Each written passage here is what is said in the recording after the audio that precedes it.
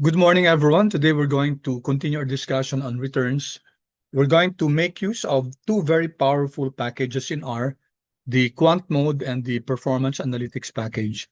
So before we use the Quant Mode, let's first start by looking at your packages and see if Quant Mode is already loaded or installed.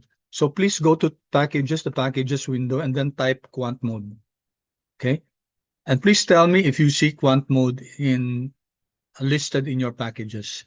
I'll wait for your chat, please. Yes or no?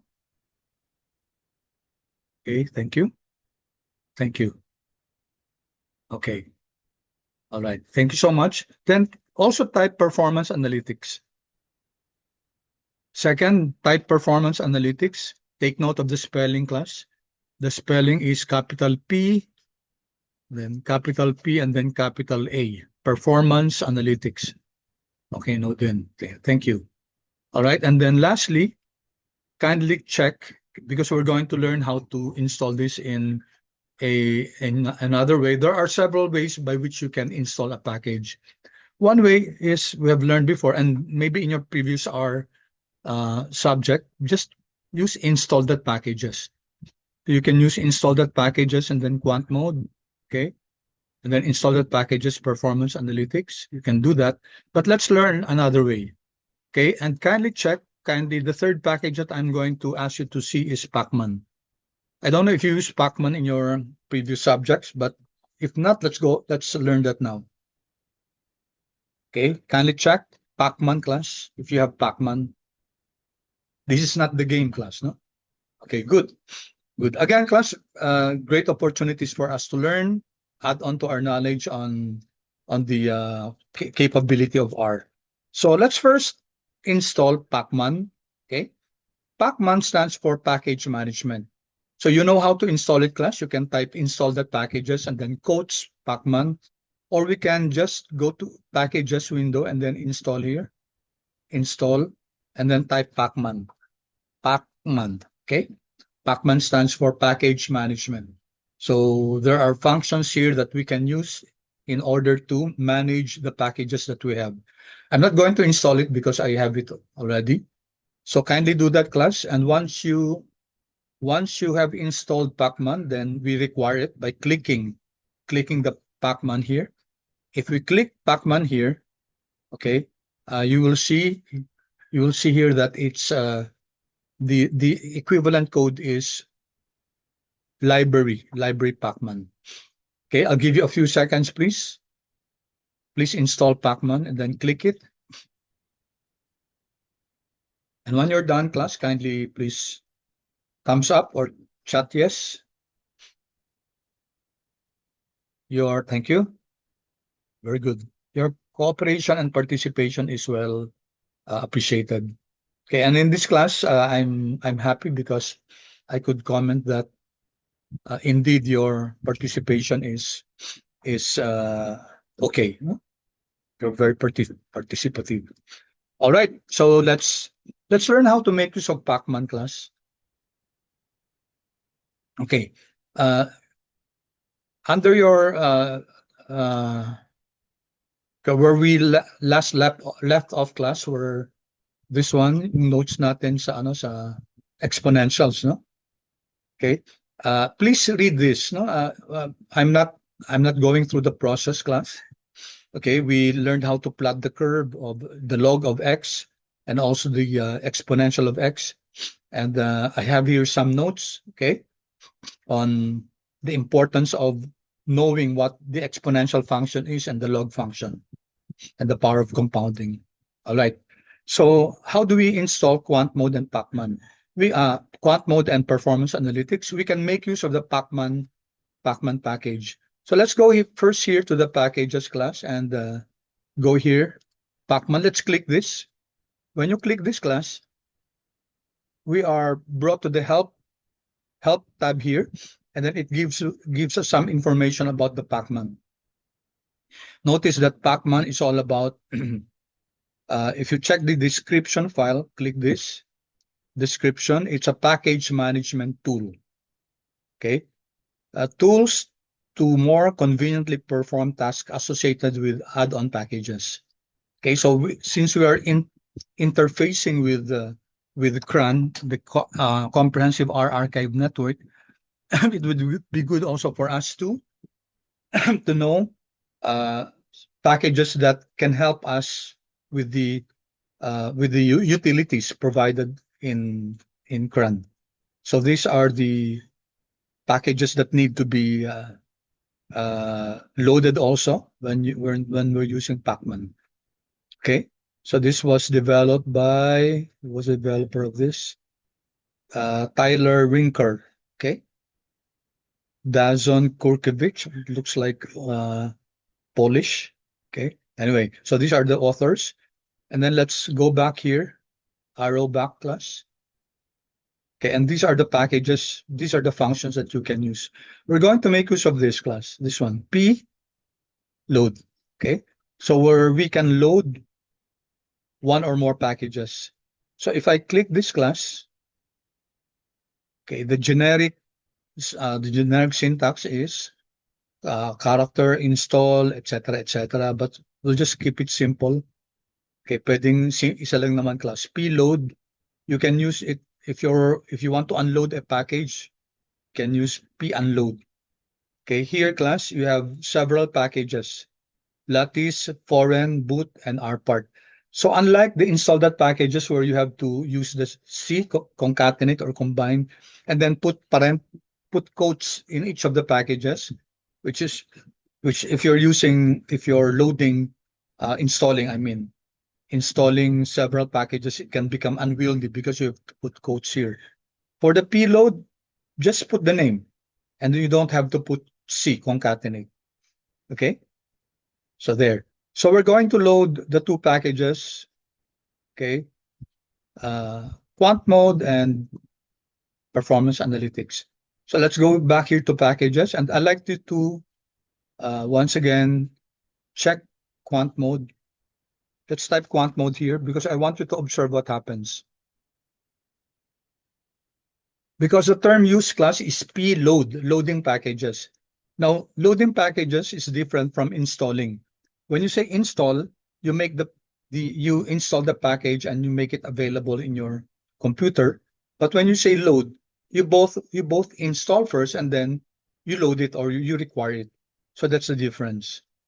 Okay, so package underscore load, and then we type quant mode and performance analytics. Now take note of this. Okay, I'm writing pacman here and then double colon. Okay, we actually don't need that, no? Because we already have quant mode loaded. It's just to inform us that this payload is coming from the pacman package. So normally, if you're using the particular function for the first time, it would be good to do this. And this is also helpful class if there are other there are other functions that are that's that there are other functions payload that that are from other packages. Let's see. Type natin dito sa console natin p underscore load. Mag-isa lang ba siya? Control enter. Okay, let's see. Sa help. Ayan no. So ploaded. Okay. Wala, iisa lang yung payload class, no? Iisa lang. So what I meant was itong identifying the package, no, from where a certain function comes from is of particular importance, especially if there are many other packages that have this function pload. Okay.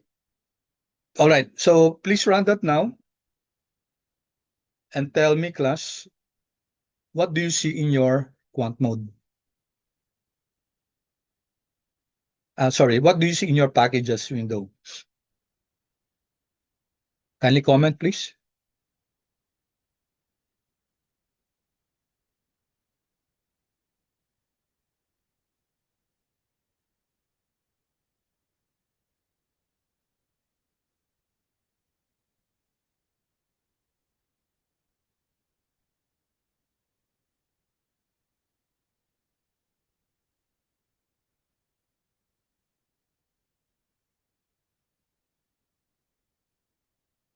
Do you see in your packages window class?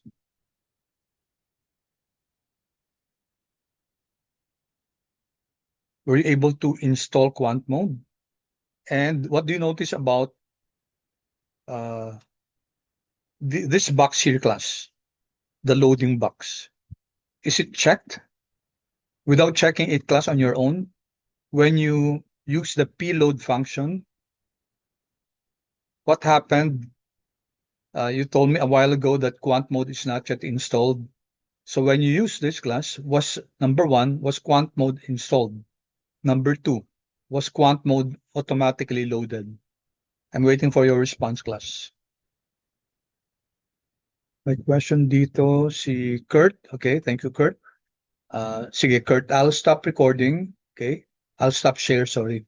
Stop share and please, can you share your screen? Thank you, Kurt, for your question. Sabi ni Sir, Kurt, wala daw. it says Quant Mode installed and Performance Analytic installed, but I don't see it in my packages po. Yeah, sige. Can you share your screen, please? Wait, hold on. Oh, sige. Thank you, Kurt, for that question. Maybe the others also have that question. So, okay. Thank you, Kurt. Now, when you load a particular package, it does not automatically reflect in your packages. So, take a look.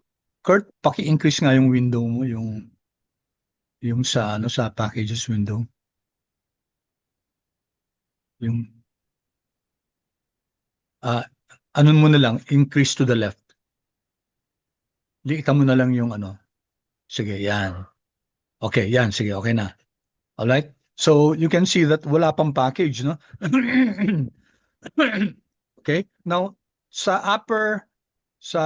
packages window, sa upper right, you can see there the refresh button yan. I-refresh mo siya. Ayan, okay? Kurt, sandali dyan, ha? Okay, so, kanina, a while ago, Kurt did not see it because it does not automatically reflect, no? So, kailangan i-refresh nyo pag hindi nyo nakikita. Tapos, what do you notice, class? Yung Quant Mode ni Kurt, it's already checked, no? It's already checked. It means it's already loaded. So, when you install using Pacman, when you install the package, it will be installed and it will also be loaded, which means that automatically you can use the package already. You don't need to type library or require. Okay, paki-check nga, Kurt, yung performance analytics. There you go. Meron din, di ba? Okay? All right. That's good. Does that answer your question, Kurt? Yes, sir. Okay, good. Sige. Thank you. I'll share screen again. Thank you, Kurt. Okay, I appreciate you asking questions, class. So if you have any questions, please feel free. Okay, so let's go to Quant Mode first. Let's click this class because I want to just tell you how powerful this package is. Okay, it's a be-all and end-all in technical analysis. Okay, maraming gamit. So let's take a look at the description here. So the title is, the name is Quant Mode, Quantitative Financial Modeling Framework. And there are more than 200 functions. So ibig sabihin each of these functions magagamit mo siya, no? Sa dami-dami nito, no? Many are very useful. Description file. So what's this all about? Quantitative Financial Modeling Framework, version 4.4.28. Okay, so your R version has to be greater than 3.2, and it comes pre-packaged with Zoo, XTS, Zoo, and TTR. Okay, so what does this mean, class? If you check now XTS sa mga packages nyo, naka-click na rin yun. Zoo, naka-click na rin. TTR, and methods. So hindi naman natin kanina in-install si TTR, di ba? Technical Trading Rules, no? Hindi natin siya in-install. Pero automatically, when you install Quant Mode, kasama na rin siya. Okay? So, the author is Jeffrey Ryan. Ito marami nang ginawang ano to. Ulrich, sila din gumawa ng ano sa Garch model, no? UGarch at saka RU Garch at saka RM Garch. Ulrich, ito yung mga who's who sa ano sa finance, no, sa R packages. Okay? All right, so that's just information about the package.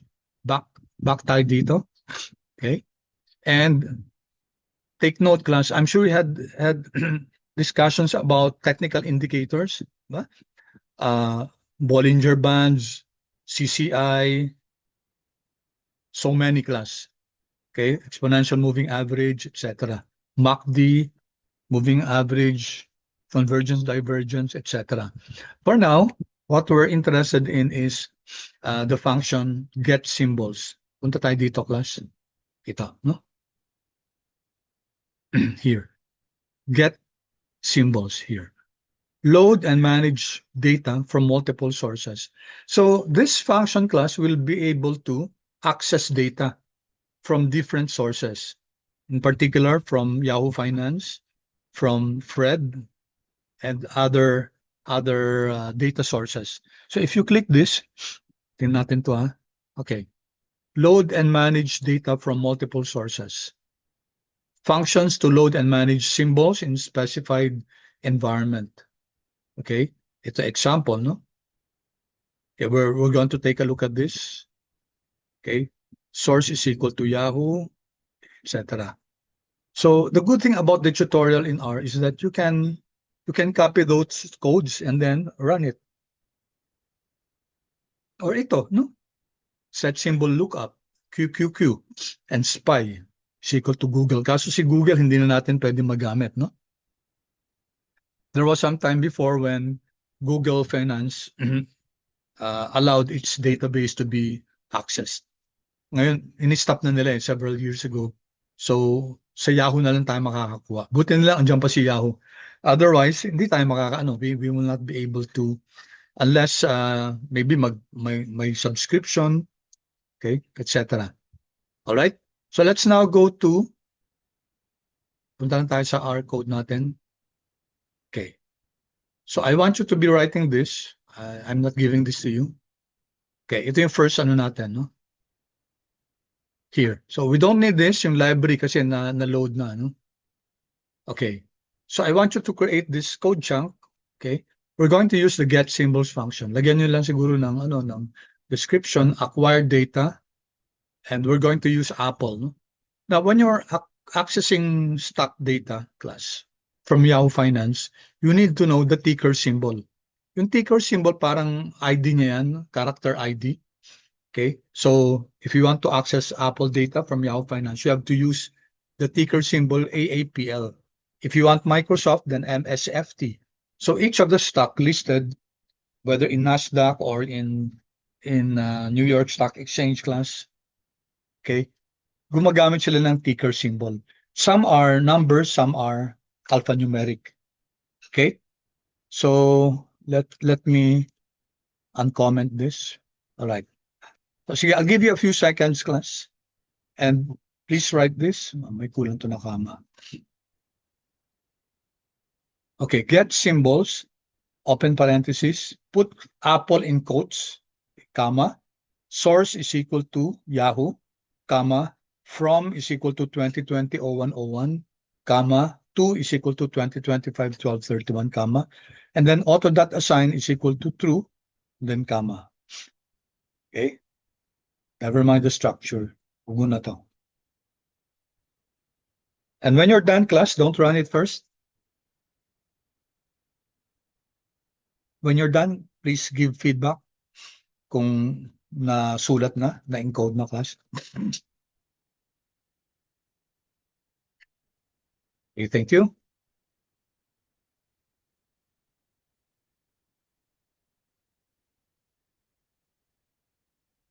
So most of you will be using this for the first time, no? Okay. When you give your comment, class, please PM it to everyone. No? Kasi every time you PM me directly, dun sa 2, magbabago na naman ako to everyone na naman. No? So it takes time, it takes a bit of a few seconds. And if you keep on doing that, ganun ako ng ganun. Okay? So please, when you respond to everyone, huh? Okay. All right, so take a look at this class. Let's take a look at what this function does. Get symbols is a very important function class from quant mode that allows us to extract data from a particular source. Here, we'd like to extract Apple data. And where's the source? Yahoo. Now, if I don't put Yahoo, if I comment this out class, it will still run. Kasi, ang default niya ngayon, Yahoo. So kahit na hindi ko ilagay yung Yahoo class, Yahoo pa rin ang pagkukunan ni get symbols. Okay? And then from is equal to 2020, 2 is equal to 2025, 1231. I'll give later on class, pag hindi natin ilalagay ito, pwede pa rin, no? May mangyayari pa rin. And then auto.assign is equal to true. Okay? So let me explain. Get symbols, ano gusto natin kunin? Apple. Okay? And then, saan manggagaling? Source is equal to Yahoo. Pwede bang hindi ilagay yan? Pwede. No? Pwede bang ilagay? Pwede rin. No? Okay? From, we identify kung ano yung date ng stock price na kukunin hanggang 2025, 1231. Okay? And then, auto.assign is equal to true. Again, ito also class, this can be this can be commented out. What does that mean, class? Kahit hindi mo isulat yan, mag-run pa rin yung code. Pero ano ibig sabihin ng auto.assign is equal to true? Ang ibig sabihin ng class, when you download data from Yahoo, Apple data, R will create an object. Okay? Anong ibibigay niya ng pangalan sa object? Yung taker symbol. Okay? So it will create an object called AAPL. Okay, consisting of this, ito yung mga parameters niya. Tapos ang pangalan ng object, AAPL. If you want to give it a different name, kunyari gusto mong lagyan ng data, ang pangalan data. So what you do, which I'm going to illustrate later, alt minus, no? Ayan, so we're creating this object data, diba? Assignment operator to, and then get symbols. Now, dapat ang ilalagay mo dito, auto.assign is equal to false. Dapat ganyan, no? Why, class? Kasi, you don't want R to automatically give a name of Apple to the object. Gusto mo ang pangalan niya data. Okay? For whatever reason, well, whatever. Kung gusto mo talaga ang pangalan ng data, ng Apple data is data, nobody's faulting you about that, no? Alright? So, tanggalin ko muna to, class. Okay? Let's just allow R to create this object. Ano pangalan ng object? AAPL, capital AAPL, as is, no? Okay, so let's run this. Okay, so I'm going to close this first. Sige. Okay, run natin to. And take note what happens. What do you see under the code? Ayan, tingnan nyo, class. It reflected the creation of an object called AAPL. Nag-automatic siya AAPL kasi auto.assign is equal to true. Otherwise, class, kung nag-auto.assign is equal to false, class, tapos naglagay ka ng name, dapat maglalagay ka ng name ng object, yun ang i-create niya, pero hindi niya ipapakita dito. Now, take a look at your environment, class. May lalabas na ngayon dito na AAPL. Okay? AAPL dapat lumabas dito. Okay, stop for a while ako, class. Please tell me if all of you were able to generate that object called AAPL. Okay, good. Okay, so thank you so much. Okay, let's wait for your classmates. I hope everybody's able to follow along. Okay. Any questions? Walang questions? Okay. All right. Now let's view this. Alam niyo naman, class, na kapag clinic natin to, it's equivalent to the code view, diba? Click ko to, click. And then this is just view, no? And it will create a printout of your Apple data. Okay, so ito yung data na in-extract from Yahoo Finance, no? You notice that this type of data is called your OHLC. OHLC data to, no? I hope you discussed this in your previous subjects, no? O stands for open, high, low, close, no? Tapos kasama pa yung volume and adjusted. Usually, hindi na sinasama dito yung adjusted and volume na pangalan, no? OHLC. Okay? So, ito yung opening price, highest price, lowest price, and the closing price. Now, why is this needed, class? Para saan yung OHLC? Okay, maybe in the next few days, itinan natin, class, yung concept ng candlestick. Okay? Ito candlestick, no? So, in order for you to create a candlestick plot of your stock, of your data, kailangan, class, yung data nyo dapat OHLC. Open, high, low, close. Kasi yun ang kailangan na information in order to create a candlestick. Again, may I ask you, class? I'd like to know if I need to discuss that even for a few minutes in the future. Did you discuss OHLC, candlestick data, before?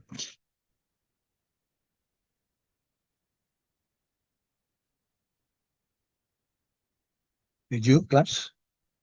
Yes, okay, good.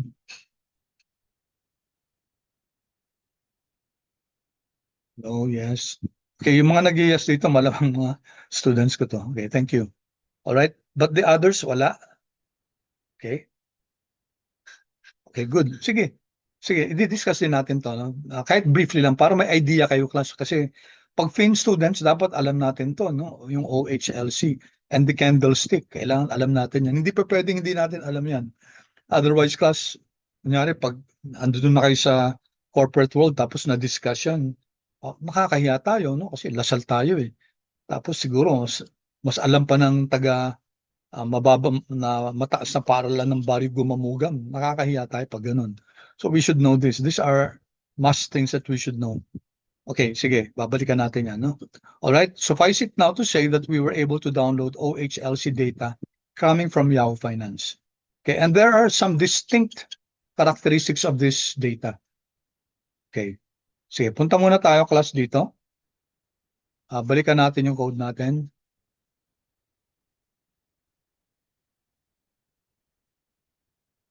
Okay. All right. Let's copy this, class. Copy nyo lang to, para para ma-preserve nyo to. Control C. Bawasan ko lang. Copy this. Control C. Control V. Okay. So let's now create another object. Let's call it small AAPL. Let's suppose this is the name that you want to give it, no? Pag ganyan, class, di ba? Pag ganyan, kailangan gagawin mo tong F.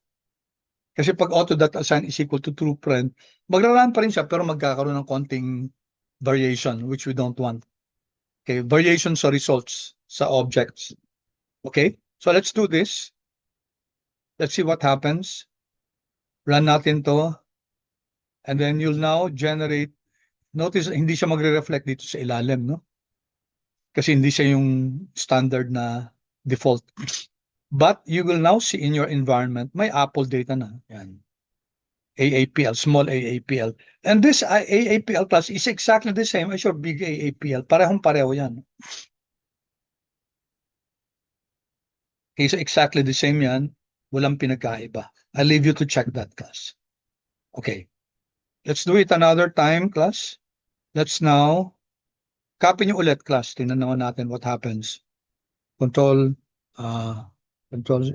V. Same thing, class. And then, paano kung ito lang, class, no? Wait, nga pa nakalimutan ko ito.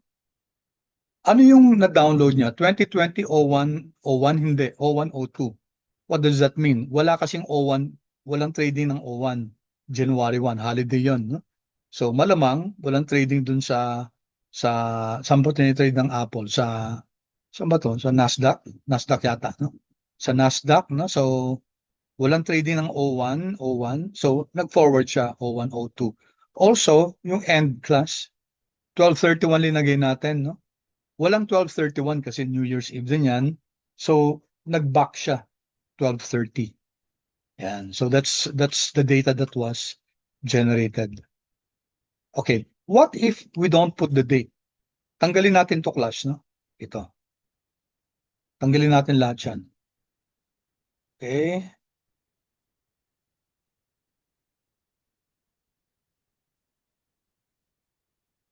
Ano ba nangyari? Wait, Control Z. Okay, dito ulit, no?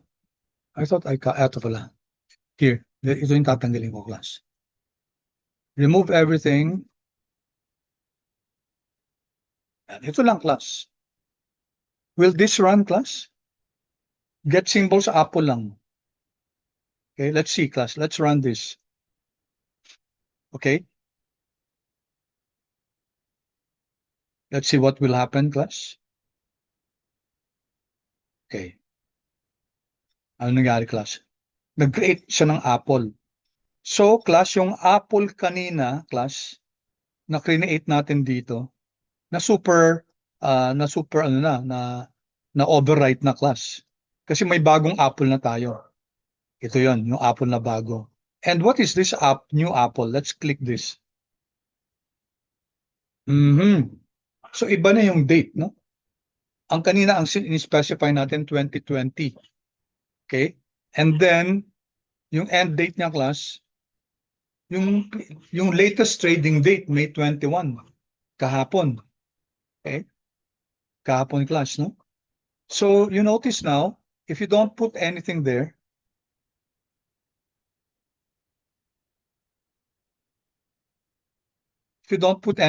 class, okay, so ang mangyayari, class, magdi-default siya. 2007. Okay, so if you're downloading it this year, 2026, ang magiging default niya 2007. And then it will extract the latest trading day. Kaya, di ba, May 21, 2026, yung pinaka-latest. Okay, if that's what you need, then ito yung code na yung igagawin nyo. Get symbols, then Apple. Okay? Now, lagi bang 2007? Hindi. Next year, class, 2028, 2027, if you try to run this, class, mag-move na siya ng isang year. Magiging 2008 na siya. So, lagi siyang 2007, 2026, lagi siyang 19 years yata. 2026 minus 19 or 20 years, ganun. Yung lagi niyang ano. Can I get the stock prices earlier? Yes, class. Yes. Then you have to identify yung from. Yung from mo, kunyari. Subukan natin, no? Subukan natin, class, ang from natin. Lagyan lang natin dito, no? Okay, here. From is equal to 2000, no? 01, say 02. Yan. Ang in-identify ko lang, class, yung ano, yung start. 2000, year 2000, ginawa kong ano, at ginawa kong January 2, assuming na walang January 1, no? Okay? Let's see what happens if I do this. Okay, when we run this, class, ibayin na lang natin, class. Gawin naman natin Microsoft. MSFT. Ayan, Microsoft yan, no? Microsoft. Dagdagan natin. Ito naman, C, no? C, pwedeng mas marami, no? C. Okay, Microsoft and Intel, INTC. Okay? So, dalawang stock ang inaano natin. Close natin itong concatenate, tapos comma. There. Okay, take a look, class. Microsoft. Dagdagan pa natin ng isa. No? Tesla, TSLA. Gusto, dagdagan pa rin ng Meta. Pero hindi na. Yan na lang. I-close natin yung concatenate, tapos lagyan natin ng comma. Okay? Pag nakikita nyo, class, nag-X dito, ibig sabihin may error yung code. So what am I doing, class? Get symbols, sino? Pwede tayo mag-download ng 3 assets. 3 or more. Pwedeng 100. Pwede yun. Microsoft, Intel, Tesla. Sabi natin, from 2001-02. So ang assumption nito, ang default nito, ang 2 is equal to up to yung latest na trading day. So what will happen, class? When you run this, again, magpiprint dito sa Microsoft, Intel, at saka si Tesla. Click. Ayan. Microsoft, Intel, Tesla. Yan, yung tatlo. Let's take a look class at Microsoft.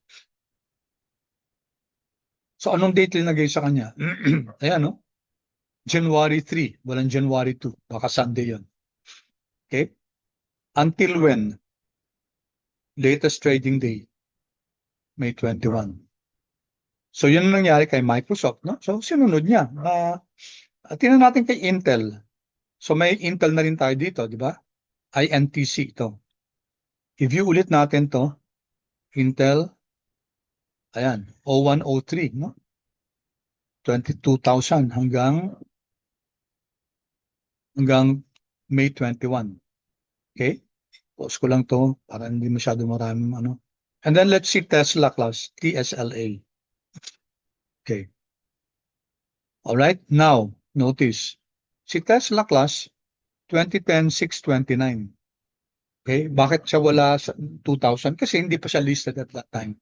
Ang listing lang niya around this date, June 29, 2010. So ito lang yung available na data niya. Okay? Pero hanggang yesterday din, no? Okay, Tesla, speaking of Tesla and SpaceX, no, mag-IPO sila. It would be good if we Filipinos can have access to that. Ganda, yung mga ganyan, yung mga IPO ng mga ganyang companies, AI, tsaka yung maganda sana kung may access tayo sa ganun, makapag-invest tayo, di ba? So let it stay there. Yung ibang ginagawa kasi, IPO, tapos after a few days, unload, no? Benta kagad kasi they're in there for the short term investment. Okay?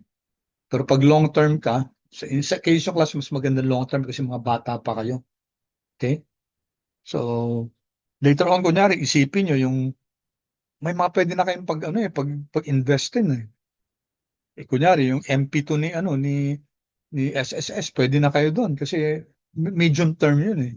Na instead of just letting your money stay in the bank, doon yung ilagay yung iba. Kasi, pero 5 years yun, 5 years na hindi mo pwede kang pumili kung at the end of the year, pwede mo makuha yung dividends or pwedeng yung dividends flowed back to the investment para kumita ka. Now is the time to do that class habang you're still young, no?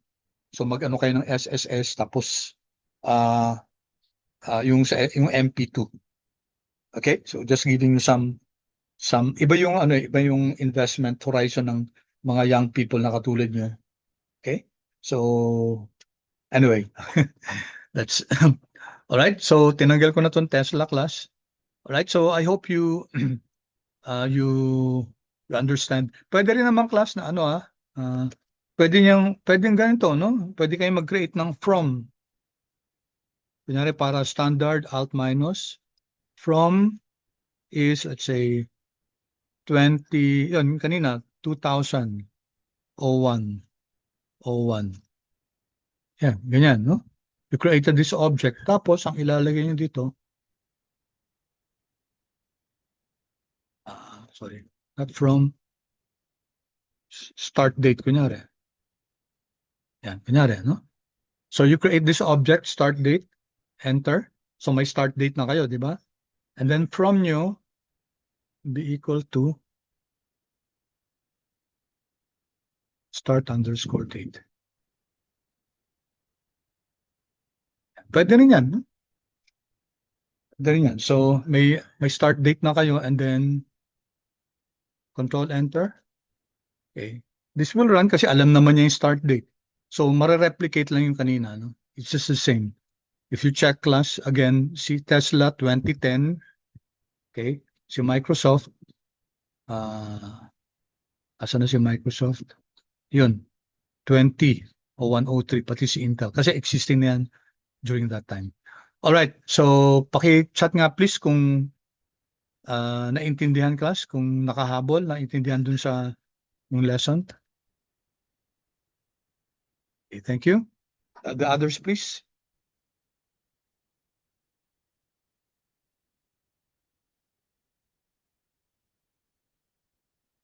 Good. Okay, good. Thank you.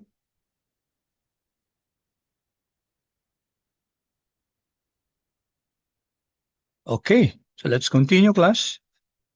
All right, so na-discuss na natin to. Now, let's take a look next at i-rerun natin to, class, yung kanina, yung Apple. Kasi na-overwrite na si Apple, no?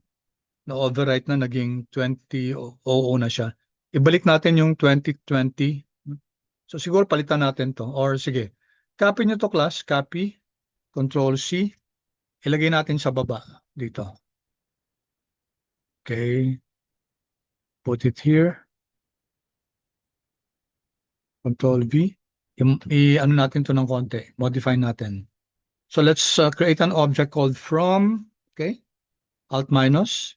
So that's 2020 01 01. Huh? And then 2. And that's equal to 2025 12 31. And then, sige, baguhin pa natin, dagdagan pa natin, tickers, no? Let's create a name, tickers or stocks, whatever. Then, ano laman nito? AAPL. Okay. Dagdagan pa natin.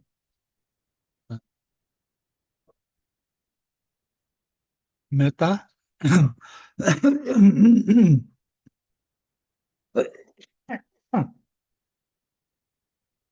Okay. Ano ba? Pakicheck nga, class, ang ticker symbol ng NVIDIA. Okay. Gumagawa ng mga, ano, ng mga AI chips. Si Gordon Wang. What's the ticker symbol, class? NVIDIA. Pakicheck nga kung ito ba yung ticker ni NVIDIA. Okay, thank you. NVDA. Okay, sige. All right, these are the very, let's say, hot stocks, no? Itong mga to, si NVIDIA, pati si Tesla, okay, si SpaceX, okay, yung mga AI ngayong class. So what's happening here? Okay, ito ba, papalitan natin to, no? So hindi na si Apple, si tickers na. Yan. I'm just showing you how to modify your coding a bit. Mas maganda kasi, class, kung nag-create muna tayo ng object, no? Ito. Para hindi nyo na, para later on, kunyari gusto nyo palitan yung assets, ito papalitan nyo. Tapos automatically, magrala na dito yan. From, okay, natin to start na lang, tsaka end. And gusto nyo lagyan ng date, pwede rin. Start. Okay. Alright, so take a look at this, class. Mag-create muna tayo ng tickers, ng object na tickers. Ang laman niya, yung mga ticker symbol ni Apple, Meta, at saka NVIDIA. Start date, ito. End date, ito. Tapos, get symbols natin. From is equal to, mali. Kulang pa, start underscore date. Mare-recognize yan, comma. Kasi nag-create tayo ng object dito. 2 is equal to end date. Okay? Alright, auto.assign is equal to true kasi we want Apple to create Apple, Meta, and NVIDIA. Hindi natin pwedeng i-false to kasi hindi tayo makakapag-create ng compound object dito sa get symbols.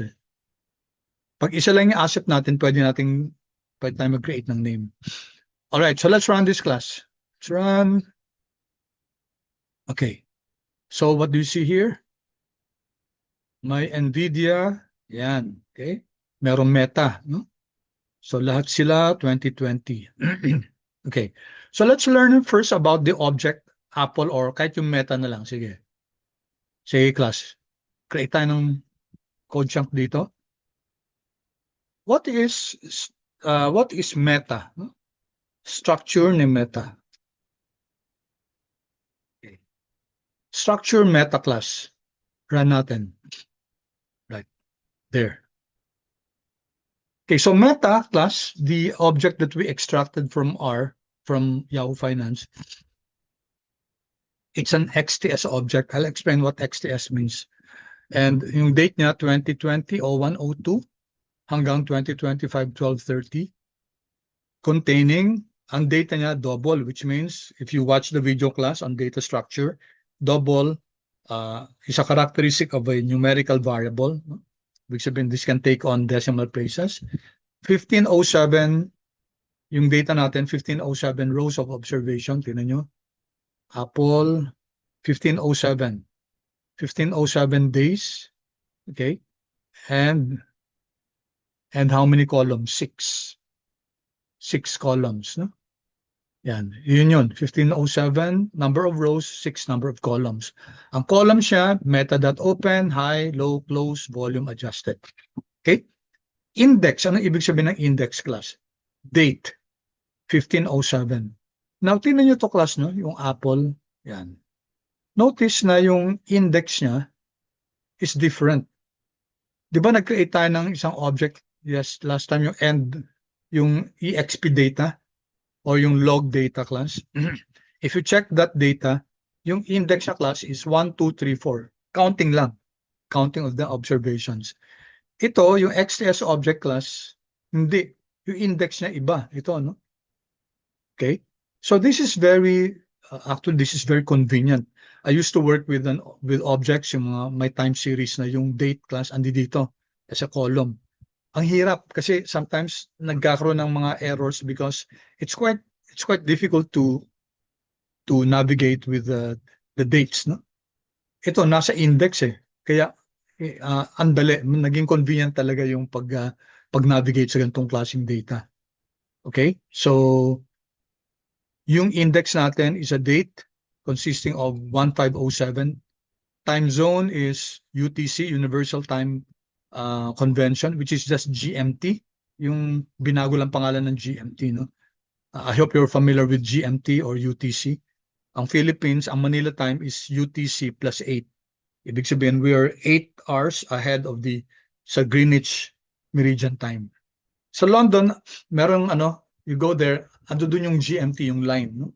Makikita mo dun. There's a place there which shows the GMT. So, pumunta ka lang sa kanan nun, medyo advance ka na ng konti. Pumunta ka sa kaliwa, medyo delayed ka na ng konti. No? Source is Yahoo. And then, something here about the index class. Ayan, tingnan nyo. 2026-05, 12-01-23, which means class, itong POSIX city, okay, it's a type of date and time that can accommodate hours, minutes, seconds. Okay? So, kaya pala ng index nito, ni XTS object, to accommodate hours, minutes, seconds. Saan ginagamit yung class? Sa intraday trading. So, you might need to take, sa mga intraday trading kasi class, by minutes, di ba? So, kayang i-accommodate itong XTS object yung ganong klaseng data. Okay? Eh dito nga lang kasi yung stock price natin, daily lang siya, kaya hindi naman na-reflect tong ano. But you can extract, if you can extract sample data that has hours, minutes, seconds, kakayanin XTS. XTS stands for Extensible Time Series. Okay, so ito yan, plus. Extensible Time Series. Okay, so very important to, yung XTS object na to.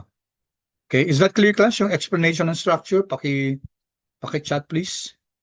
Kung clear yung meaning ng XTS and what constitutes an XTS object. Okay, good.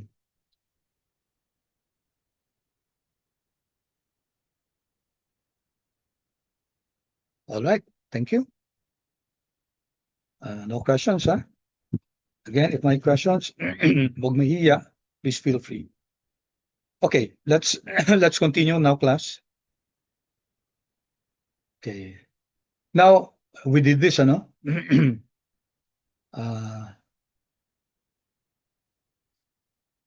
sige.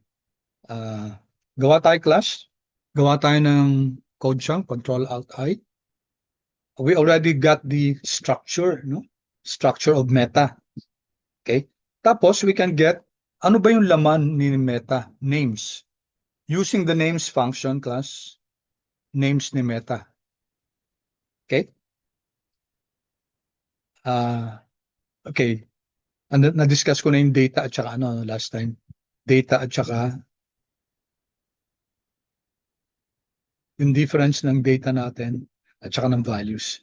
Para sa vectors to or scalars, ito para sa lists, data frames, matrices, etc. All right. If we use names of meta class, enter, we're able to extract yung mga columns ni meta. Meta open, meta high, meta low, meta close, meta volume, etc. Okay. Now, Control Alt I, another one. What if you want to get, let's say, the mean of meta dot open? Kung natin average na class. Okay, please tell me what to get.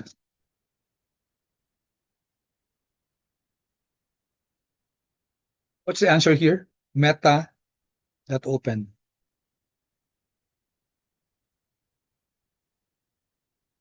Answer here? Ano answer class? Meta, mean ng meta dot open.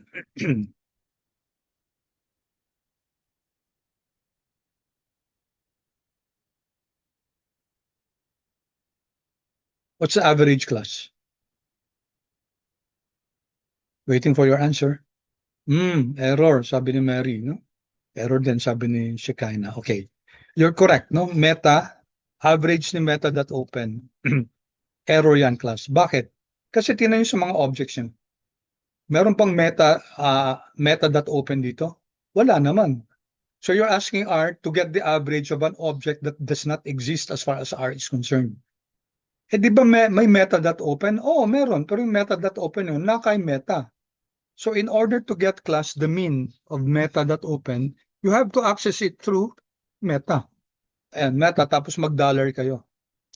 And tapos mag-open na, meta, dollar, mag-open na yung mga columns inside meta. Okay? So whether it's open, high, low, close, volume. Okay, so kunin natin si open, no? Ayan. Control Enter. Pwede na yan, class. So the average for the whole from 2020 to 2025, the average price of the opening price is 362.2167. Okay, clear, class? All right, how about the standard deviation of the standard deviation class of the adjusted price? Sige nga, kindly tell me the answer of meta pa rin, no? What is the standard deviation? What is the volatility class measured in terms of standard deviation?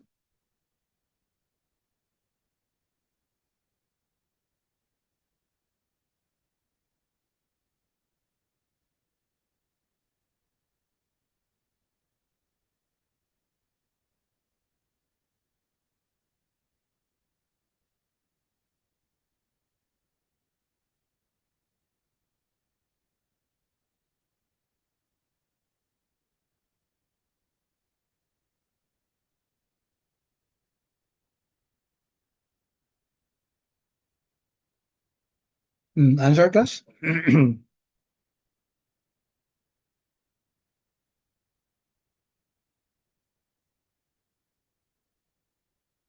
Waiting for your answer. Okay, 180.1477. How about the others? Okay. Okay, mukhang unanimous, no? Sige. So, let me see. Anong ginamit nyo? Yung adjusted? So, it's supposed to be SD class, no? Standard deviation ni meta, dollar. Okay. So, if you use the adjusted class, okay, 180.1477. Good, you're correct. Okay. So now we have learned how to extract or compute for if you're computing for the variance, etc., etc. Okay. All right. Then we learned before class yung function ng summary, di ba? Summary will give us the summary ng ni Meta, no? It will give us the 6-number summary of the, yan. Now, of course, index, walang ano yan, wala siyang meaning, no? Kasi dates yan eh. Hindi naman natin kinukuha yung mean, median ni dates. Ito yung open, andyan si first quartile, this is P25, median, P50, percentile 50, third quartile, P75, okay? Minimum is P0, percentile 0, maximum is P100, and then the mean. Okay, so this information are given to us. So yun yung summary class. Okay? And then, what else? Tingnan din natin class yung ano, yung, okay. Now, what we can do, Control Alt I, is we can extract class. Kung gusto natin kunin yung first 5 observations, ano yung first 5 dates ni Meta? I-print ko nga si Meta. Ito. Ito si Meta, no? If I want to extract the first 5 dates, how do I do that? We can make use of the index function. So gamitin natin class si head, ba? Head ni index ni Meta, no? Okay? Ni Meta, tapos comma, index ni Meta, yung 5 lang. Yan. Okay, index ni Meta, okay, head 5, the first 5 observations. If we run this class, ayan o, 2020, 01, 02, 03, 06, 07, 08, we were able to extract the first 5 observations. Diba yung head class, the head function allows us to extract the first, ang default yan class, pag hindi ko linagay yan, yan, kunyari, no? Ang default yan yung 6. 6, okay? And then we also have this one, head din ng first, sabihin natin first, okay, core data, no? Ni Meta. Kahit first 3 lang, what am I doing here? I'd like to extract yung core data.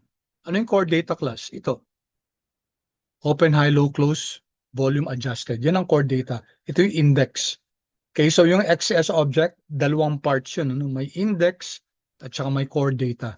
With this one, you can extract head. Okay, o ibay natin, tail naman. Tail.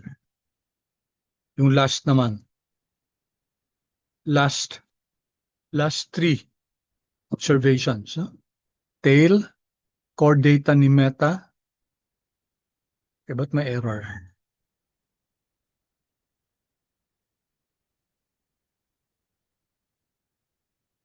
Why is there an error? Core data ni Meta, tapos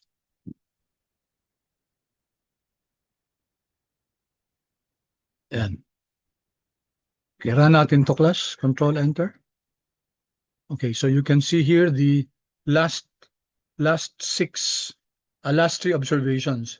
Observation number 1505, observation number 1506, observation number 1507. Di ba ang si Meta class 15,007 observations? So anong binigay niya yung core data, yung open, high, low, close, volume adjusted. Okay. So very easy lang class, no? Okay, once again, pause ako and paki-confirm kung naintindihan or are there any questions which you want me to address? Okay, good.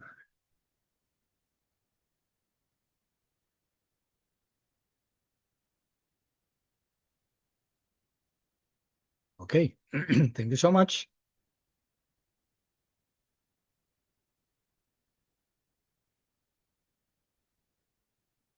All right. Now, we can create an object. Kunyari, gusto natin mag-create ng object, gusto natin ma-extract, no? Gusto natin ma-extract yung ano, yung adjusted price, no? Okay? So gamitin naman natin si Apple. Let's create this object. Let's just name it Apple adjusted. You can name it any way you want, no? I'll call it Apple _adjusted. and then Apple dollar. Okay, you know what this does, no? Apple dollar, kukunin niya tong adjusted, Apple adjusted.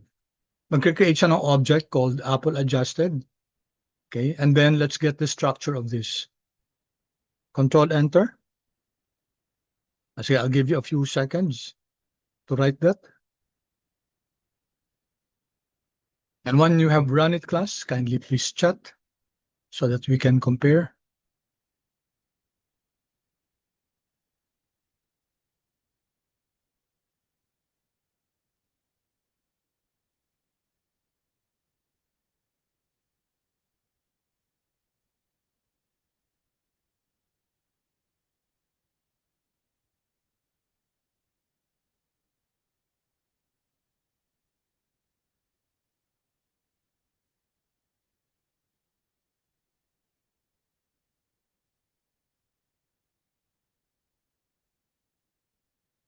Waiting for your chat, class.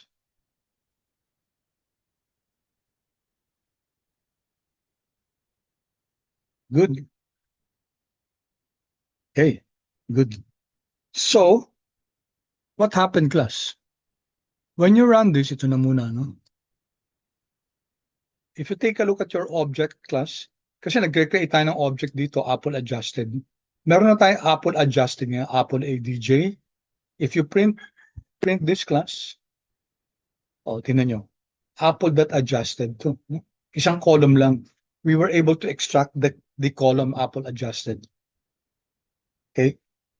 And itong object na to, class, if you get the structure of Apple adjusted, it will still be an XCS object. Okay, we extracted it from an XCS object. The extracted object is still an XCS object. Okay, and then you can print the first three observation index and your core data. Okay. So ito, hindi natin kailangan to.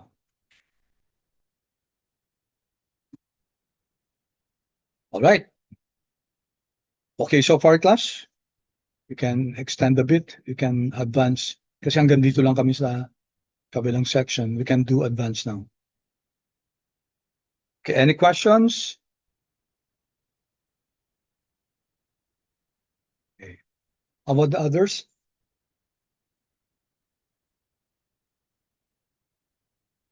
Okay, thank you. All right. So let's move on, class. Okay. Now let's take a look at some functions. Okay, remember, kunyari Apple data natin. How do you compute for the, let's say, closing price? How do you compute for the closing price, class? But usually, pag simple returns lang, diba? It's a price at time T. Let's say this is your period. April 3, January 3, January 2. So, ang P sub T natin, 74.3575. Because that's the later date. Divided by the earlier date, 75.0875. And then minus 1. Minus 1. That's your simple returns for this specific period. If it's log returns, then it should be 74.3575 divided by 70, log ng 74.3575 divided by 75.0875. That will be the log returns. Okay? Of course, if there are 1,507 observations, hindi natin manually isa-isahin yan. Okay? That will be a foolish proposition. So, gagamit tayo ngayon ng functions. Okay, punta muna tayo kay quant mode ulit. Okay, back tayo dito. Okay, and then, tingnan natin si letter P. Ayan. So, dito may mga returns, no? Period return. Tingnan natin yung syntax nito. Alright? Period returns. Okay, sabi niya, X yung object, tapos anong period? Ang kagandahan nito, class, kunyari may daily data ka, you can ask R to compute for the weekly data, monthly data, okay, bi-monthly data, etc. Okay, and then you can identify the type arithmetic is the same as simple returns. Okay? So, yun lang. Okay na yun. Wala naman tayong leading. Hindi mo natin kailangan yan. No? And then, ang kagandahan dito, class, okay, pwedeng all returns, pwede rin yung function, instead of period return, daily return. Ano advantage pag ginamit mo yung daily return? Hindi mo nasasabihin yung ito, no, yung period. Hindi mo nasasabihin. Kasi siyempre, pag daily return to, automatically, ano yan? Daily yan, di ba? Pero ang sabi dito, daily return, weekly, monthly, quarter, and annual. Alright, then there are some explanations here. Tapos ito, may mga sample which you can run. Yan, kunyari. So dito, ida-download mo na si QQQ. Okay? Tapos ipiprint si all returns. Okay, I leave you class to try this. Try this on your own and see what you get. Okay, so let's go back to our file.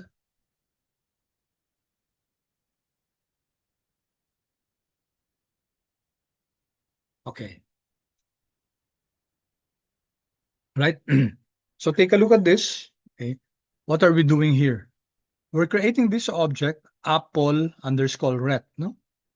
So I want you to type this class. Let's create first simple returns. Simple returns muna tayo, class. Pwede natin gamitin yung period return, i-identify lang nga natin yung period, or pwedeng diretsong daily return. Kasi pag daily return class, automatic, hindi na natin kailangan i-identify kung anong period. Pero pag ginamit natin itong period return, i-compare natin, no? Okay? So, sino yung i-compute natin na return? Si Apple. Anong period? Daily. Type, arithmetic. This is your simple return. Tapos, i-view natin siya. Okay, so let's run this class.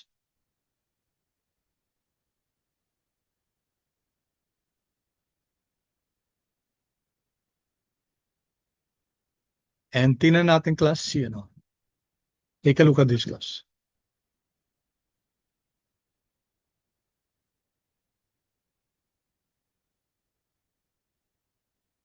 Yan.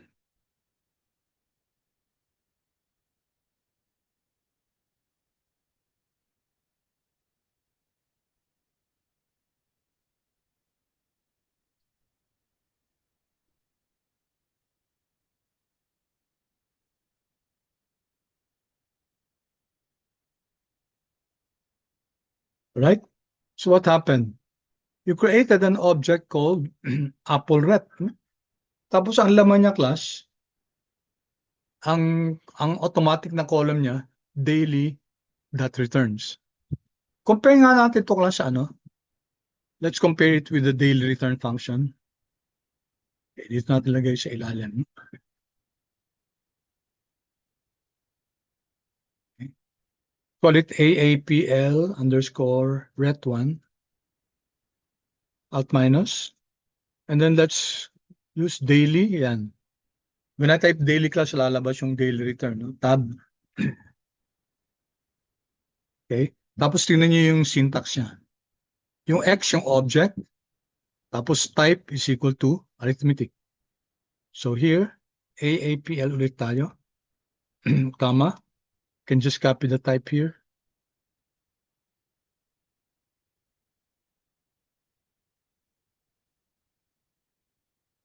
Type is equal to arithmetic. Yeah. So let's see this. And then i-view din natin.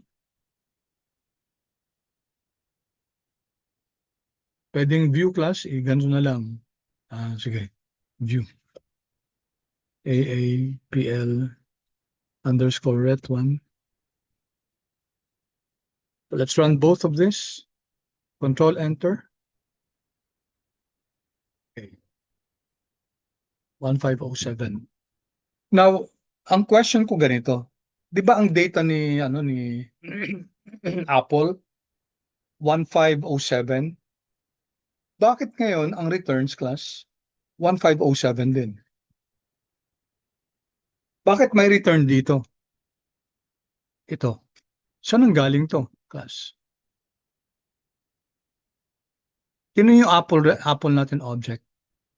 from 2001-02 hanggang 12/30, diba? Yun. Bakit may return? Okay. Sandali okay. Take note class dito, no? Apple ang ginawa natin. Sino kay Apple? Kasi open, high, low, close yan eh. Sino kay Apple? Sige, i-discover natin. Anong ginamit niya? Opening, high, low, close? Anong default class? Kasi di ba 6, apat yung prices ni Apple, open, high, low, close. Pero ang function lang natin AAPL. Okay? Sinong return ang kinompute niya?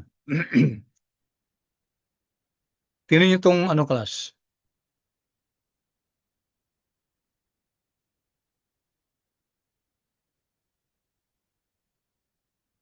Tsaka yung question class. Bakit 15072? Di ba dapat 1506 lang? Di ba dapat? Kasi si January 2, wala siyang prior date, di ba? Wala naman January 1, di ba? Ang price P sub T over P sub T minus 1. Okay, so isipin niyo yung class paki-research niyo yun. Bakit ganun? Alam mo sa annotate? Ito.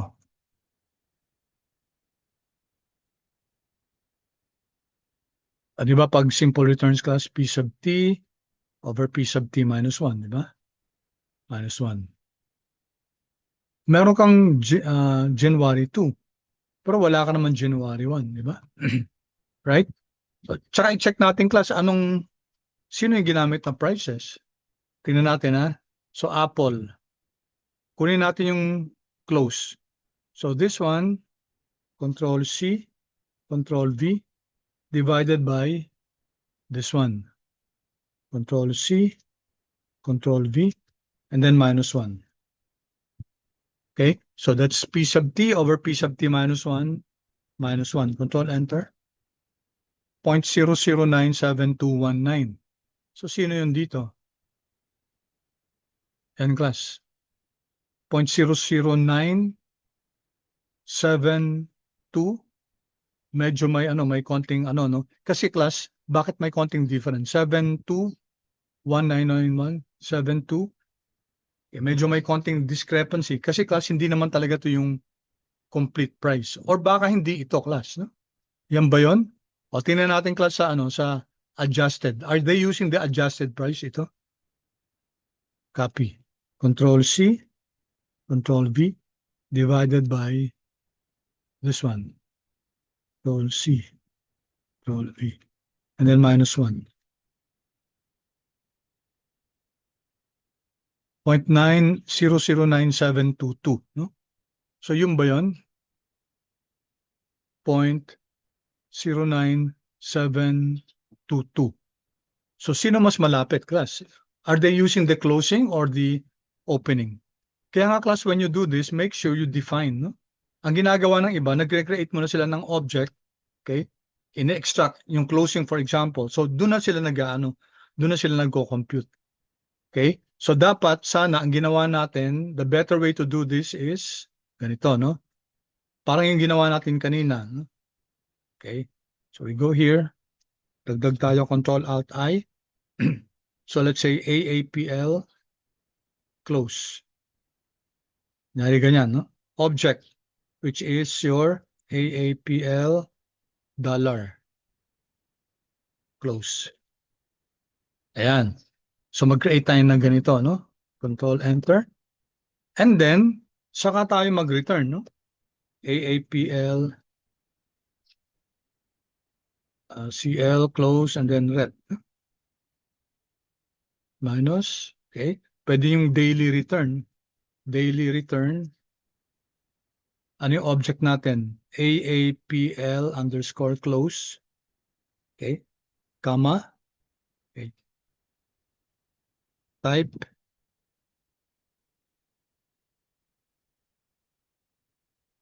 Almost lang na class. Type is equal to arithmetic. Okay. Okay, class. So this is the better way, no? Nag-create muna tayo ng object na closing price lahat. Okay, Control Enter. So may Apple close na tayo, no? Na object. And then mag-create tayo Apple close ret. Okay. Control Enter. Tapos i-view natin to. Apple close ret. Yan. So tingnan nyo to class, no?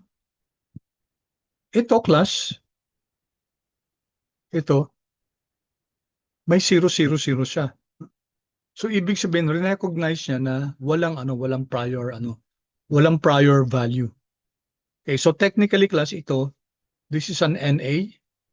Why is this an NA? Because you cannot you don't have a return for January 2 and the prior value. Kasi wala nga siyang prior value. Kaya tingnan mo, siniro out niya. Okay, yung kaninang ginawa natin, class, nagbigay siya ng value. So there's something, may assumption na ginawa dito si R, which I'd like you to discover kung ano assumption niya dito. But again, I said class, this is the better way. Extract muna natin yung object, tapos yun ang i-ano natin. Kasi hindi naman natin kailangan, we don't need the whole class. Andiyan lang naman yung object na yan. Later on, kung kailangan mo yung high or low, then andyan na yan. But when you're working with returns class, so you just need to specify kung ano yung ano ginagamit natin. Usually, it's either the closing or the adjusted. May mga advantages yung adjusted. No? Okay, so I think I'll end here.